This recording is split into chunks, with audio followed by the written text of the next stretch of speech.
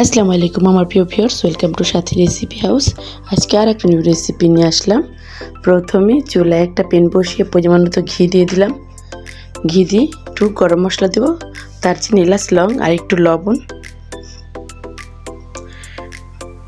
তারপরে সেমাই দিয়ে দিলাম, এই তো লম্বা সেমাই। তারপরে সেমাইটা একটু ভালো করে ভেজে নেব। তারপরে সেমাই একটু ভেজে তারপর নারিকেল দিয়ে দিলাম। তারপরে নারিকেলের সাথে চিনি দিয়ে দিলাম স্বাদ অনুযায়ী, যে যেমন মিষ্টি পছন্দ করে। তারপরে এই তো ভিউয়ার্স, তারপরে যে দুধ দিয়ে দিলাম। ভিউয়ার্স, রেসিপিটা ভালো লাগলে সাবস্ক্রাইব প্লিজ, বেশি ভালো লাগলে লাইক কমেন্ট শেয়ার করে পাশে থাকবেন। তারপরে এই তো এখন সেমাইটা রান্না করে নেব। দুধেই অল্প দুধ দিলাম, ঝরঝরে করে রান্না করব, তাই সেদ্ধ করে নেব। এখন এই তো সেমাইটা যেভাবে রান্না করে নিলাম, এখন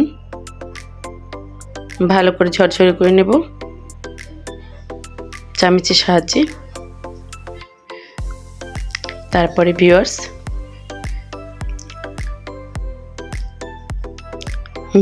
আপনারা এই রেসিপিটা ফলো করে রান্না করে খেয়ে দেখবেন, খুবই একটা সুস্বাদু মজাদার রেসিপি। তারপর একটু কনডেন্স মিল্ক দিয়ে দিলাম। কনডেন্স মিল্কটা দিয়ে ভালো করে মেখে নাড়ুর মতো তৈরি করে নিলাম। তারপরে চুলা আর এক প্যানে পরিমাণ মতো দুধ দিয়ে একটু কাস্টার্ড পাউডার দিয়ে দিলাম, তাই একটু চিনি দিয়ে দিলাম।